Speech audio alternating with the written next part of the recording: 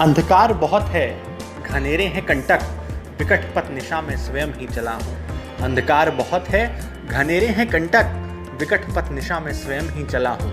प्रकाश मत दो पर बुझाओ ना मुझको, देखो स्वयं ही मैं तिल तिल जला हूँ।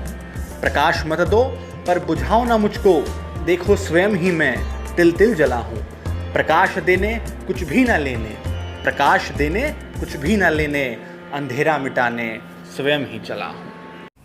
Hello and welcome to another episode of Jamia Talks. Jamia Talks में हम कोशिश करते हैं एक्सपर्ट्स को आपके साथ लाएं और एक्सपर्ट्स शेयर करेंगे अपनी स्टोरीज, ऐसी स्टोरीज जिनसे आपको इंस्पिरेशन मिलेगा, मोटिवेशन मिलेगा लाइफ में कुछ अच्छा करने का।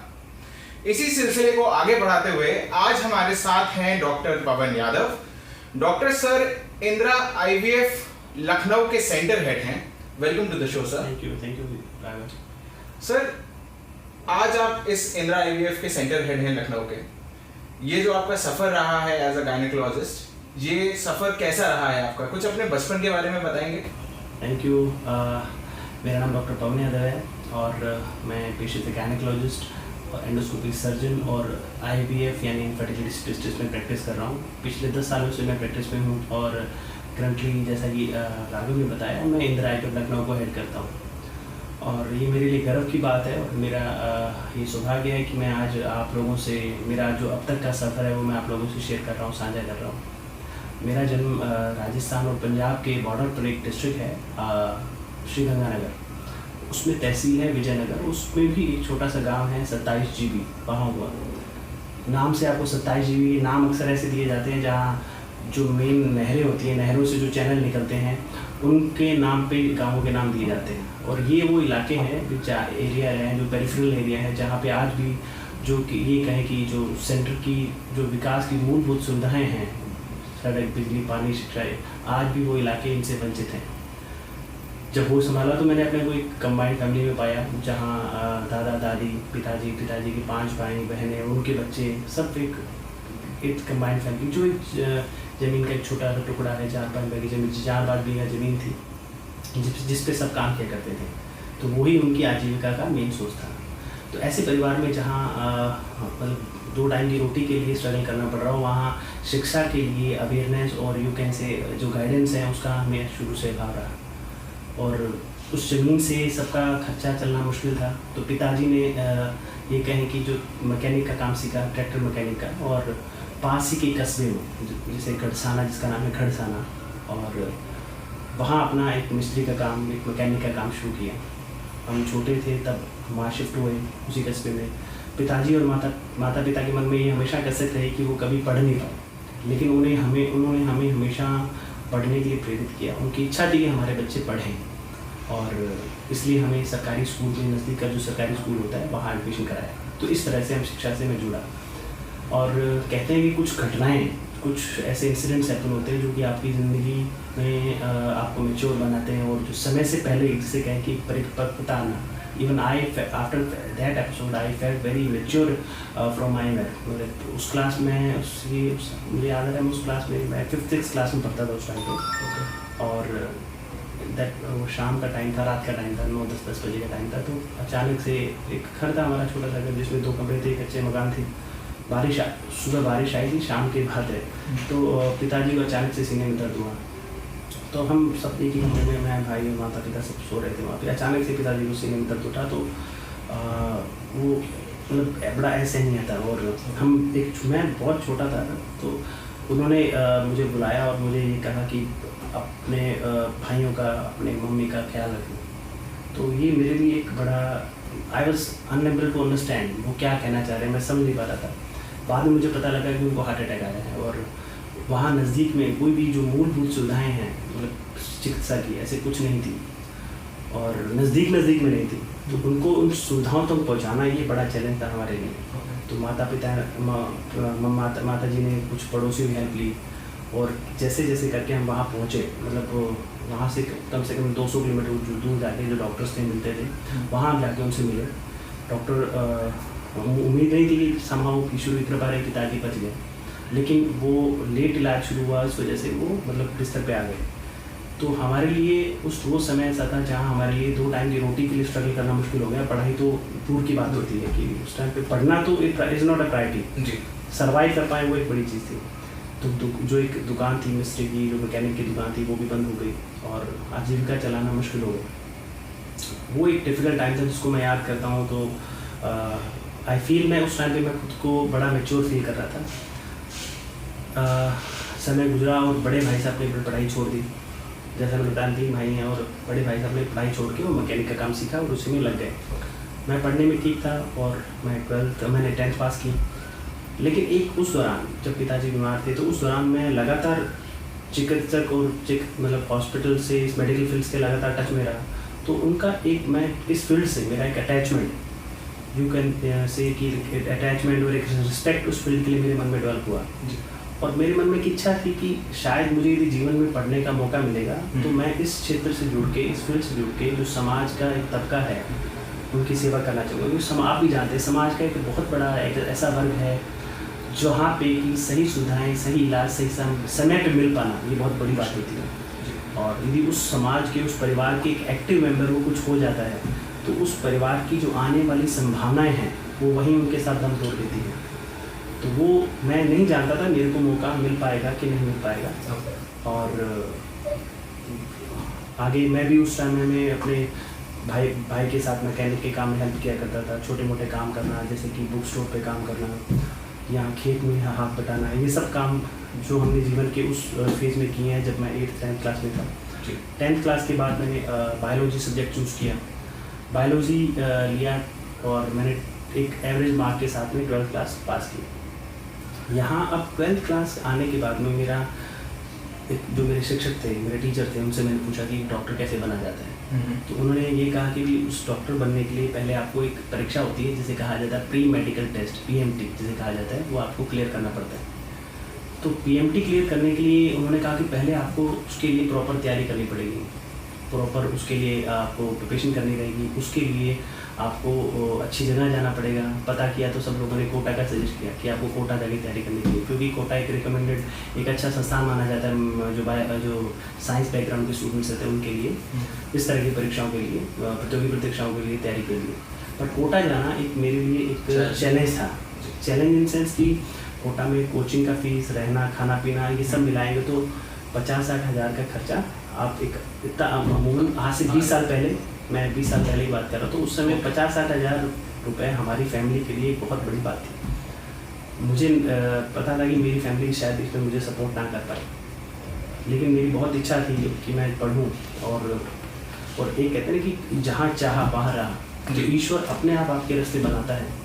तो घर में अपनी माताएं हैं, माताओं की क्या आदत होती है कि वो अच्छे टाइम के अंदर कुछ पैसे स्टोर करती हैं, बचा के रखती हैं। मुझे आज भी याद है माता जी ने कुछ पैसे आटे में से निकाले, कुछ उन्होंने संदूक में रखे थे, वहाँ से निकाले, कुछ डिब्बे में से निकाले। तो जो उन्होंने अच्छे टाइम जो पैसे स्टोर किए थे वो मुझे निकाल के मुझे दिए, मेरे हाथ में रखे। और वो शायद वो उन रुपये की कीमत मेरी ज़िंदगी में आज की किसी भी दौलत से मैं कंपेयर नहीं कर सकता हूँ। माता जी के सहयोग से कुछ बड़े भैया ने पैसे का सपोर्ट दिया और मैं कोटा पहुँच गया। तो कोटा पहुँचने के बाद में पहली बार आप घर से बाहर निकलते हो और वहाँ के नए पर जो प्रारूप है, नए जो परिवेश में खुद को ढालना। मैं वहाँ गया और वहाँ जाके मैंने एडमिशन लिया। एडमिशन लेने के बाद मुझे पता लगा, तब हमें पता लगा कि हमें साइंस का ABCD भी नहीं आता है। क्योंकि हम ऐसे स्कूल से आ रहे थे जहाँ हमें इंग्लिश भी 6th क्लास से पढ़ाई गई थी। 12th और हमारे साथ जो बच्चे थे जो प्रिपरेशन कर रहे थे वो अच्छे स्कूलों में पढ़े हैं, कॉन्वेंट स्कूल में पढ़े थे, उनको अच्छे से इंग्लिश बोलना लिखना आता था और मेडिकल की सारी पढ़ाई इंग्लिश में होती है जी। तो हमें लग गया था कि शायद हमने एक बार गलती कर दी है और एक बार लगा कि वापस चलना चाहिए। लेकिन तब ये लगा कि वापस क्या मुँह लेके जाएंगे। मतलब पूरे परिवार ने कुछ सपनों के साथ, ढेरों उम्मीदों के साथ मुझे भेजा है वहाँ पे। और इवन मेरा खुद का ये सपना था कि मैं चिकित्सा की फील्ड में जुड़ूँ, डॉक्टर बनूँ। तो वो सपने जब मुझे लगा कि यार अब हार मानने का समय नहीं है, एक मन में दृढ़ संकल्प मैं करके आया था। और शायद मैं उस टाइम पे मैंने रिजल्ट्स के लिए फोकस नहीं किया। मेरा था कि मैं मेहनत कैसे करूँ, मैं अपनी मेहनत पे ध्यान दूँगा तो शायद जो होगा वो ईश्वर के हाथ में है। तो मैंने बहुत मेहनत की उस टाइम पे। साथ साथ में जो आर्थिक स्थितियाँ हैं वो भी चैलेंज थी हमारे सामने। कई बार इस छोटे से कमरे में हम लोग शेयरिंग में रहते थे। मुझे आज भी याद है 5-6 लोगों ने मिलकर एक रूम लिया था। वो अच्छे, आज भी वो मेरे दोस्त मेरे साथ टच में हैं, सब अच्छी पोजीशंस में हैं। तो वो एक छोटे से रूम में रहते थे। कई बार रुपए बचाने के लिए 2 टाइम में से एक टाइम का खाना खा लिया करते थे। टिफ़िन एक टाइम में मंगाते होते थे हम लोग कि भाई एक टाइम का खाने का खर्चा बचेगा। तो पढ़ाई की, लेकिन जब रिज़ल्ट आया तो मैं उसमें फेल हो गया, लिस्ट में मेरा नाम नहीं था। और ये एक मेरी ज़िंदगी का कहें कि सबसे एक डिप्रेसिव मोमेंट्स थे, बहुत अवसाद के दिन थे मेरे लिए वो। मैं आज भी सोचता हूँ तो एक बार घबराहट होती कि शायद उस टाइम पे मैं कैसे खुद को संभाल पाया। सर जब रिजल्ट आया और आपने देखा कि आपका क्लियर नहीं हुआ है, आपने घर पे भी बताया होगा, घर वालों का क्या रिएक्शन था? देखिए, रिएक्शन मैं आपको कह रहा हूँ कि हर लोग सफलता ही सबसे बड़ा प्रमाण है। यदि आप असफल हैं तो सब लोग उसके लिए क्वेश्चन पे आ जाते हैं। आपकी पूरी तैयारी, आपकी पूरी मेहनत क्वेश्चनेबल हो जाती है जी। तो उस वक्त भी हमारे जो नेबर्स थे, हमारे पड़ोसी थे, तो उन्होंने कहा कि you are wasting your parents money, तुम्हारे माँ बाप की हालत थी ऐसी नहीं और तुम पैसे खर्च कर रहे हो। जी। बड़े आए थे डॉक्टर बनने, ये थे। और वो बात हमें चुभती थी, ऐसा लगता था कि यार कि क्या करें, मतलब ये वो बातें सोने नहीं देती थी। लेकिन मैं इतना कहूँगा कि मेरे परिवार ने मुझे हमेशा सपोर्ट किया, मेरे माता पिता ने मुझे हमेशा सपोर्ट किया, क्योंकि उन्हें भरोसा था कि हाँ उनके बच्चे हैं जो सही दिशा में आगे बढ़ रहे हैं। पापा ने समझाया कि सफलता के लिए कई बार बहुत सी असफलताएं झेलनी पड़ती हैं। और उन्होंने मुझे एक बात कही कि देखिए बेटा, आपके पास कोई ऑप्शंस नहीं है, आपके पास कोई दूसरा ऑप्शन नहीं है। या तो आप छोड़ के आओगे तो या तो मैकेनिक का काम करोगे या खेत में काम कर लो। तो लेकिन ये था कि वो ऑप्शंस, मैंने कहा ठीक है, यदि नहीं कुछ हुआ तो वो भी देख सोचेंगे, लेकिन अभी हार नहीं माननी चाहिए। तो मैंने फिर दोबारा तैयारी की और मैंने इस बार कोचिंग नहीं की, मैंने सेल्फ स्टडी की। वहाँ पे एक तरह से दूसरे कहते हैं कि सेल्फ स्टडी करके मैंने दोबारा तैयारी की। लेकिन मेहनत का फल हमेशा ज़रूर मिलता है, मैं सबको ये कह रहा हूँ। और मेरी भी मेहनत रंग लाई। इस बार मैंने प्री मेडिकल टेस्ट यानी PMT एग्ज़ाम को 5th रैंक से मैंने टॉप किया। और मुझे इंडिया के जो पूरे इंडिया के जो सबसे आउट ऑफ बेस्ट इंस्टीट्यूशन हैं, बेस्ट मेडिकल कॉलेज में से सवाई मानसिंह मेडिकल कॉलेज जयपुर में मुझे दाखिला मिला, मुझे प्रवेश मिला। ये मेरे लिए किसी सपने से कम नहीं था, मेरे परिवार के लिए किसी सपने से कम नहीं था। क्योंकि मेरे परिवार में से पहला मैं ऐसा सदस्य था जो कि किसी 12th पास करके जो ग्रेजुएशन के लिए किसी कॉलेज में एडमिशन ले रहा था। और जैसा कि मैंने बताया, ये सरकारी स्कूल था, वहाँ पे सब कुछ गवर्नमेंट की तरफ से ही मिलता था। तो हमारी जो फीस होती थी, एनुअल फीस, वो 5 से 6 हज़ार रुपये पर साल की होती थी। उस दौरान भी, MBBS के दौरान भी मैंने अपना जो खर्चा था चलाने के लिए मैंने छोटे मोटे हॉस्पिटल्स में हेल्पर है, असिस्टेंट की तरह काम करता रहा। MBBS कंप्लीट की, इंटर्नशिप कंप्लीट की। अब जैसे इंटर्नशिप कंप्लीट होती है तो इंटर्नशिप कंप्लीट होने के बाद में मुझे लगा कि अब जॉब कर लेनी, जॉब मिलनी चाहिए। तो मैंने गवर्नमेंट जॉब के लिए अप्लाई किया और मेरा नंबर भी आ गया। लेकिन गवर्नमेंट जॉब मैंने ज्वाइन नहीं की। क्योंकि मुझे था कि तो मैं गवर्नमेंट जॉब ज्वाइन कर लेता तो शायद मेरी ग्रोथ जो मैं एक्सपेक्ट चाहता था, जिस एम को लेकर मैं चला था, मेरा एम पूरा नहीं हो पाता, रुक जाती। तो क्योंकि एम मेडिकल के में MBBS के बाद में जो पोस्ट ग्रेजुएशन के लिए एंट्री की तैयारी होती है वो बहुत डिफिकल्ट एग्जाम माना जाता है। तो उसके लिए मैंने 2 साल तैयारी की और साथ ही किसी ये कहें कि हॉस्पिटल्स में मैंने जूनियर डॉक्टर के तौर पे काम भी किया। तो अपना खर्चा मैं वहाँ से चलाता रहा और साथ में मैं पोस्ट ग्रेजुएशन की तैयारी करता रहा। तो 2 साल के बाद मेरा नंबर पोस्ट ग्रेजुएशन में हुआ, तो मेरा MD मेरा जो सिलेक्शन हुआ और मैंने गवर्नमेंट मेडिकल कॉलेज अमृतसर में as a post graduate selection में हुआ। तो मैंने एडमिशन लिया और वहाँ से मैंने 3 साल के अंदर MD की डिग्री हासिल की। MD की डिग्री हासिल करने के बाद में मैं दिल्ली आया। हाँ, MD की डिग्री के दौरान मेरी शादी हो गई, एक बिटिया हुई और मेरे भाई भी एक चिकित्सक हैं। और दिल्ली में मैंने 6 महीने सीनियर रेजिडेंटशिप की संजय गांधी इंस्टीट्यूट से। तो सीनियर रेजिडेंटशिप करने के बाद भी मेरा मन पढ़ाई में था कि मैं और पढ़ना चाह रहा था और परिस्थितियाँ ऐसा गंवारा नहीं थी कि मैं पढ़ पाऊँ। लेकिन उस टाइम पे मेरी वाइफ का बहुत सपोर्ट मिला मुझे। मैंने फेलोशिप्स के लिए मेरा सिलेक्शन हो गया और मैं फेलोशिप्स करने के लिए मुंबई चला गया। 2 साल मैं मुंबई में रहा। वहाँ मैंने फेलोशिप्स इन एंडोस्कोपी लिया, फेलोशिप्स इन रिप्रोडक्टिव मेडिसिन IVF ART के अंदर मैंने ट्रेनिंग ली और फेलोशिप्स इन सोनोग्राफी। तो ये सब ट्रेनिंग्स लेते ये कहीं ज़िंदगी का बहुत बड़ा वक्त गुजर जाता है। 10 से 15 साल आपके इसमें निकल जाते हैं, 10-12 साल का वक्त निकल जाता है और अभी तक आप सेटल नहीं होते हो। ये सब करने के बाद देन आई स्टार्ट प्रैक्टिसिंग। मैंने लखनऊ को चुना मेरी प्रैक्टिस के लिए और लखनऊ में मैं स्ट्रगल करते करते आज इस पोजीशन में पहुंचा हूँ। और ये आज मैं IVF के क्षेत्र में काम कर रहा हूँ। IVF यानी कि इन विट्रो फर्टिलाइजेशन यानी टेस्ट ट्यूब बेबी, ऐसे दंपति जिनको संतान नहीं है, जो कि संतान नहीं होने की वजह से निराश है, तो उनको हम तकनीकों के माध्यम से उनके जीवन में वो खुशियाँ जो संतान सुख देने में मैं प्रयास करता हूँ। पिछले इन सालों में मैंने 15,000 से ज़्यादा ऐसे कपल्स हैं जिनको इन तकनीकों के माध्यम से मैंने यहाँ उनको इनके घर में वो खुशियाँ दे पाया हूँ। तो ये मेरे लिए बहुत गर्व की बात है। सेकेंडली, जो कहें कि learning is an continuous process, learning is a continuous never ending process. मैं आज भी सीख रहा हूँ।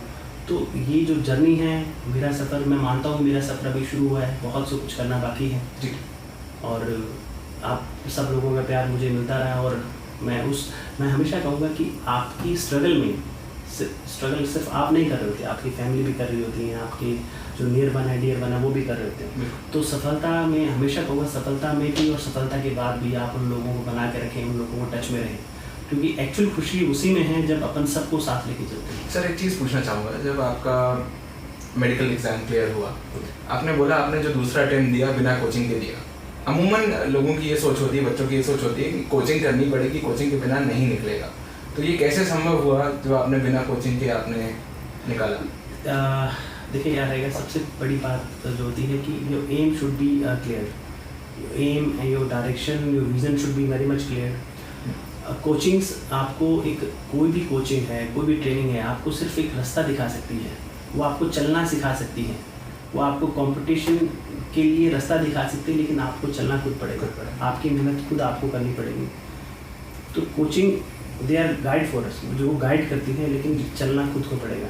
और जब मैंने पहले साल मैंने कोचिंग में मुझे बेसिक्स पता लगे, लेकिन उसके बाद मेहनत मेरी थी, जो मेरी कमियां जो पहले साल में रह गई थी, उन मैंने कमियों को दूर किया, और एक पूरे एंथुसियाज्म, एक पूरी एनर्जी के साथ में मैंने सेकंड अटेम्प्ट लिया, और ईश्वर की कृपा रही कि मैं उस पर क्लियर हो पाया। सर, आपने बताया जब आप MD कर रहे थे उस दौरान आपकी शादी भी हो गई, और फिर ईश्वर की दया से आपको एक बेटी हुई। तो वाइफ का एक बहुत इंपॉर्टेंट रोल होता है लाइफ में। तो किस तरह, आपने बताया आपकी वाइफ भी डॉक्टर है, तो किस तरह उन्होंने आपका सपोर्ट किया और आपकी पढ़ाई आगे आप जारी रख पाए? देखिए, एक समय के बाद एक परिवार ने शुरू में सपोर्ट रखा, लेकिन जब आप एंटर हो जाते हो उसके बाद में एक आपका भी होता है कि आपका खुद अलाउ नहीं करते हो कि अपन किसी की हेल्प लें जी। शादी के बाद मेरी वाइफ भी चिकित्सक है पेशे में, she is an MD anaesthetist, और ऐसा टाइम रहा कि बहुत से वक्त तक उन्हें पता था कि मैं पढ़ना चाहता हूँ, और उन्होंने मुझे हमेशा बैकअप किया, उन्होंने बहुत सपोर्ट किया। उन्होंने कहा आप पढ़ें और जो करना चाहते हैं उस गोल को हासिल करें। उस दौरान फाइनेंशियल क्राइसिस, फैमिली क्राइसिस बहुत रहे, क्योंकि परिवार की रिस्पॉन्सिबिलिटीज हैं, तो शी केम इन फ्रंट, वो आगे आई और उसने इन सब जो रिस्पॉन्सिबिलिटीज़ को कन्वे किया। वो बच्चे का जो मैं even I miss that period, मेरी बेटी मतलब 2 साल की होने तक मैं कहूँ मैं उसके साथ नहीं था, तो उसकी ग्रोथ को, उसके जो पहले 2 साल बच्चे के थे वो देखना मैं नहीं देख पाया। मैं आज भी उस चीज़ को मिस करता हूँ, बट क्या रहेगा कि वो चीज़ मैंने उस अपनी एजुकेशन में लगाई, और आज मैं यहाँ तक पहुँच पाया हूँ। तो उसमें मैंने कहा वाइफ का, मेरी फैमिली का, सब दोस्तों का बहुत बड़ा रोल है। और ये चीज़ मतलब ये जो रिश्ते हैं जो होते हैं, मैं हमेशा कहूँगा कि आपके लिए एक शॉक बेरर या शॉक हैंडलर का काम करते हैं, कि आपको कभी भी अवसाद की स्थिति में नहीं जाने देते। और आज भी मैं यदि पलट के कोई अच्छी स्ट्रगल, यदि कुछ आता है मुझे, कुछ भी आता है, तो आज मैं अपने उस टाइम को याद करता हूँ जी। तो मुझे याद आता है कि मैं कहाँ से आया हूँ और मैंने कैसे इस जर्नी को तय किया है। तो मुझे आज की कोई भी समस्या इतनी बड़ी नहीं लगती, वो सब छोटी लगने लग जाती है। और how does you take that condition, आप किस प्रॉब्लम को कैसे देते हैं, ये काफ़ी कुछ निर्भर करता है कि आप उसको कैसे हैंडल करेंगे। और यदि आपके पास में एक सपोर्ट सिस्टम है तो आपके लिए कोई प्रॉब्लम बड़ी नहीं, आप उसे आसानी से पार पा लेंगे। तो परिवार ने एक सपोर्ट सिस्टम में काम किया और आप रीढ़ की हड्डी बन के आपका सहारा लिया।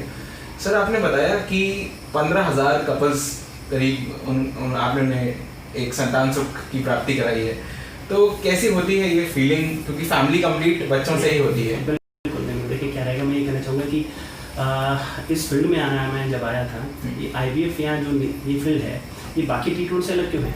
क्योंकि एक संतान होती है, संतान एक ब्रिज का काम करती है। हस्बैंड वाइफ के रिलेशन को मैच्योर करने में, आपकी फैमिली को, वंश को आगे बढ़ाने में, या अपनी प्रोजेनी को आगे बढ़ाने में। और आज बहुत से ऐसे कपल हैं जिनको किसी वजह से संतान नहीं हो पाती, वो खुद में इतनी निराशा आ जाती है, वो ये समझने लगते हैं कि उनके अंदर एक इनकम्प्लीटनेस, उनमें कुछ कमी है। कुछ पेशेंट्स में जब देखता हूँ तो they are taking anti depression treatment, वो डिप्रेशन की दवाएं खा रही होती हैं, जबकि उनमें कुछ कमी नहीं है। Actually they were missing the treatment, उनको सही इलाज हैंडल नहीं किया, उनको सही ट्रीटमेंट नहीं मिला। यदि उनको सही ट्रीटमेंट मिलता है तो आज कोई भी ऐसा कपल नहीं है जिससे संतान नहीं हो सकती, बशर्ते कि वो अपना इलाज सही करें।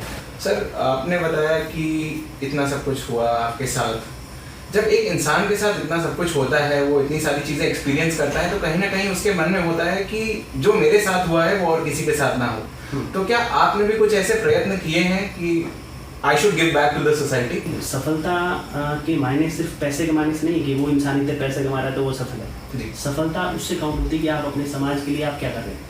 और मैं हमेशा उन लोगों को कहूँगा जिन्होंने अपने दम पे कुछ हासिल किया है, जिन्होंने अपने मुकाम हासिल किया है, वो उनका दायित्व और बढ़ जाता है। उन्हें उनका दायित्व उस समाज के लिए और बढ़ जाता है जिस समाज से वो आए हैं, क्योंकि वो आप उस समाज के लिए आप एक हीरो हैं, एक रोल मॉडल हैं। तो आप का रिटर्न में जब टाइम आएगा तो आपको भी उस समाज के लिए रिटर्न में कुछ करना चाहिए। तो आज मैं भी कुछ ऐसे बहुत से काम में जुड़ा हुआ हूँ जिससे कि मैं उस समाज के लिए मैं भी कुछ कर पाऊँ। अपनी तरफ से जितनी सहायता हो सकती है मैं करने की कोशिश करता हूँ। जैसे कि मैंने एक छोटी सी ज़मीन लेके वहाँ गाँव में, और वहाँ पे उस ज़मीन पे सरकारी स्कूल बनाने में मदद की है, ताकि वहाँ के जो पास के बच्चे हैं वो स्कूल से जुड़ सकें, उन्हें ज़्यादा दूर ना जाना पड़े, और शिक्षा से जुड़ सकें जी। और सेकेंडली उन्हें ईयरली बुक्स या स्टडी मटेरियल अवेलेबल करवाना।